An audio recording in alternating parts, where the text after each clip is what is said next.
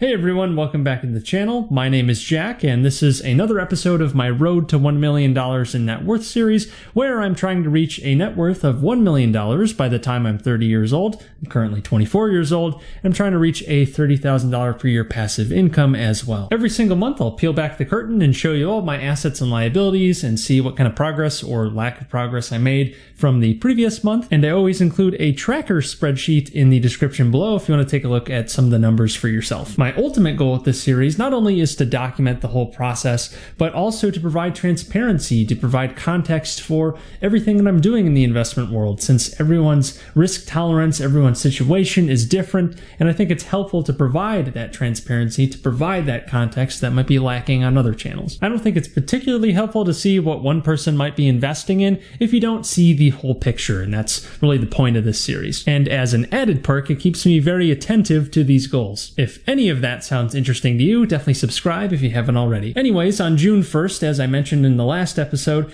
I started full-time as an attorney. I'm doing commercial real estate law in Chicago, and that is my new full-time gig. The work is definitely taxing, but certainly manageable, and I have been learning quite a bit about different nuances, not only in commercial real estate, but in real estate law in general, and ideally that will help me in my real estate investing career as well. And speaking of which, I'm on the hunt for another property right now, and I just went under contract yesterday because I've been making offers pretty consistently over the last couple weeks and finally got one to stick. It's a townhome in Chicago that's pretty close to the place I'm already in right now, so I'm pretty familiar with that part of the market. I'm not going to really go into many more details yet since we're very early on in being under contract, and that could always fall apart in the next few days, so I don't want to count my chickens before they hatch, but I am under contract, so I might have my next target. But for now, let's get into the numbers breakdown for this month. I know that's what a lot of you are waiting for anyways, but on the other side of that breakdown, I'll be going over my plans for what could happen depending on whether or not I close on this property and what that might change. Without further ado, let's get into the numbers. As a reminder, last month my net worth was $76,321.41. As always, let's start with the good stuff, the assets.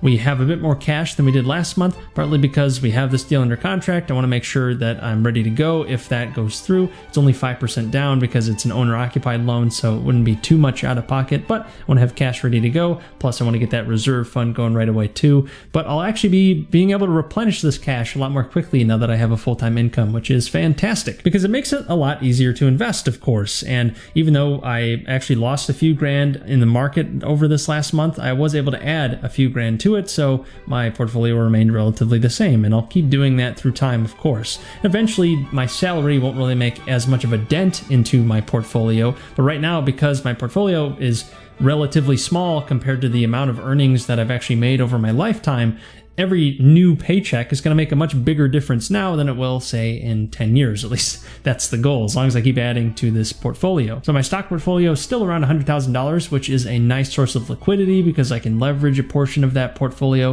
if I want to use it towards a real estate deal, which I would actually plan on doing most likely for some portion of the down payment here, so I don't have to actually sell anything off. I could just use new cash that comes in to pay off the margin instead. That would be my plan if the deal goes through. I'm adding about $1,000 to my 401k every month right now. I might decrease that sometime in the near future if I'm starting to need more cash to fund other deals or do other investments. But for now, I do want to take that tax write-off now, and I'll eventually do a backdoor Roth or something like that in the future. That would be the plan. Or if I never touch it again, I could always use it as a sort of donation fund that I wouldn't actually use for myself, and that way I could have a deduction on the tail end here. But it's just my safety net. I want to have something in a 401k, something in a long-term tax advantage account to where that is my retirement safety net if all of my other investments explode. And by explode, I mean in a bad way. And every month I plan on adding about $200 to my cryptocurrency portfolio, and that's currently just Bitcoin and Ethereum, almost equally weighted. I think I'm a little bit heavier on Bitcoin at the moment. I actually need to check that, but I'm going to be adding $200 per month to that for the foreseeable future, and I'll just see what happens there. I think it's at a decent price point given what I think it could get to for Bitcoin. I see it sort of as a target price of being about 10x what it is now, which would make it about the market cap of gold. That's a fairly arbitrary price target since they're not exactly the same thing, of course, and there's always a chance that that would not happen. So definitely don't take that as advice. Do your own research. This is definitely a much more speculative portion of my portfolio, and it's not going to make up a huge portion unless something great happens in the cryptocurrency market. But in total, that leaves us with $416,145.21 in assets. And now on to liabilities. You might notice this fairly substantial credit card charge, but that is not because I'm behind on anything, but rather just because I recently put down a deposit for a bachelor party that I'm helping to organize for one of my good friends who will be standing up in his wedding. But you can kind of ignore that because I've already received Venmo from the other people who will be participating, so I have cash that's canceled out this balance essentially. So that will get paid down regardless. And at long last, the tuition payments for Emily Ann's program are going to be slowing down. They're going to be much less than they were in the previous 2 years. She's in her last year to become an audiologist. So that program in the first 2 years is more expensive than it is in the third year, quite a bit more expensive. So that's going to be slowing down, which is great. We will eventually start tackling these student loans pretty aggressively once she is working as well. Right now, there's really no incentive to pay these down because there's an interest rate freeze on student loans. So we'll go ahead and use that money to invest elsewhere and also to pay down other debts that actually have interest payments right now. Like my HELOC, we moved a few $1,000s in cash into the HELOC, which actually has an interest charge and it's revolving, so we can always take that money back out to pay down the student loans once interest rate payments resume or something like that. The point is, when we have excess cash, it is not going to a bad place. It's going either to assets or towards debt pay down. It's going to one or the other, and in any event, we could always liquidate assets to then pay down debt. You got to be careful, of course, when it's invested, since there's always a chance that things will lose value, so we got to be careful there, but ideally that is kind of what we're going for. But in any event, because our expenses are relatively low, we are pretty much investing or using towards debt pay down almost all of our excess cash. In total, that leaves us with $336,133.60 in liabilities, which means for the third time in this series, our net worth has broken the $80,000 mark at $80,011.61, which is a gain of $3,690.20. Our debt ratio has decreased to 80.77%, and our passive income remains at a steady $350 per month. So we made some pretty significant progress this month, which is great, and that progress should continue, especially now that tuition payments will be slowing down in the next month and we won't have as much of that to worry about. So back to that deal I'm under contract for. Like I said, it's a townhome in Chicago. It would be a primary residence for my wife and I, so I'm using owner-occupied financing, which is only 5% down. It's something like 3% interest plus whatever PMI is, which would be probably $100 or $200 in this case. So you could just call it about a 3.3% interest rate or something like that is probably what I'd have to pay in the debt, which would be a nice inflation hedge. And while the interest rate is fixed, the value of the dollar would be decreasing and you'd be paying back the debt with cheaper dollars. So we'd be at an advantage there. Of course, you have the interest rate risk on the other side of that, where the Fed might increase interest rates to where property values would be decreased. But I'm not looking to sell anytime soon. I am going for a buy and hold deal in this case, something that I'd look to hold for a long time. Because I'm putting so little money up front,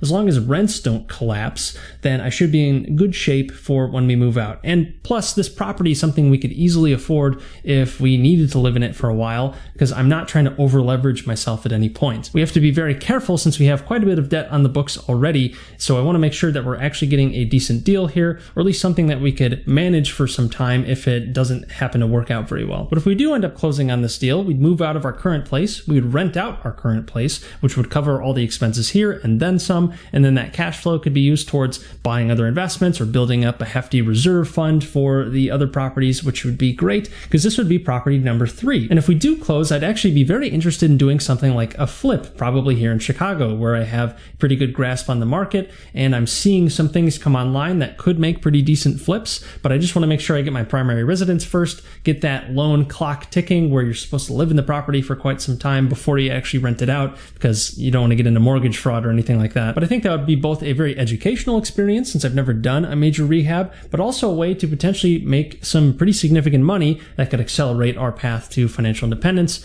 and ideally get some more capital to invest in other real estate. But assuming we close, whether or not we do a flip, I would intend to do another one of these deals about a year from now, another owner-occupied deal, because by then we should satisfy any requirements that the loan might have for living in the property for some time before you rent it out, and then we could keep that great financing and go get more great financing on another property, assuming loan terms remain great, a year from now, which that's that's never a guarantee, so that's why we want to get a deal now. This sort of low down payment, low interest, fixed rate debt really only exists for owner occupants, so we want to use that as much as we can because it's really great terms that could be used to make an otherwise so-so investment a very good investment, or a very good investment into a very great investment over the long term. But with any debt, even relatively cheap debt, it adds risk, so we got to be careful with any amount of debt that we're using. But if we don't close, well, that's just part of the game with real estate. I've been under contract a number of times in the past. I've only closed 3 deals, but I've probably been under contract maybe 7 or 8 times. So there's no guarantee that you're going to close when you're under contract if you're really looking for a deal and you're very stubborn on what you want and you want to make sure you're actually getting a good deal. Since even though something might look great on paper, which many deals do look pretty good on paper, but then when you actually get down and look at the property very closely, do an inspection, you find issues you might have not noticed, or there's otherwise something that makes the deal a lot worse than it might have looked on paper,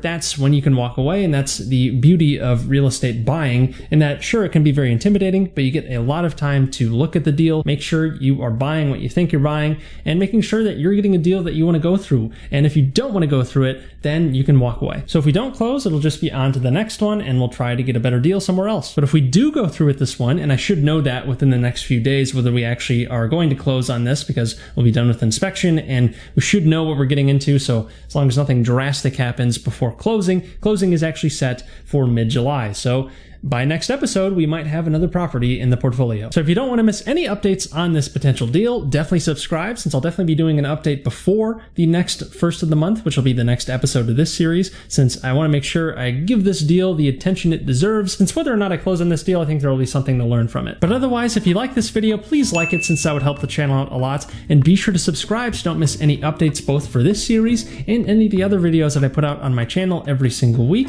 So be sure to subscribe so you don't miss those updates. And I'll make a quick plug for my other social media accounts, which I have linked in the description below. I've been trying to get more active on Twitter recently, so definitely check that out if you get the chance. But until next time, take care.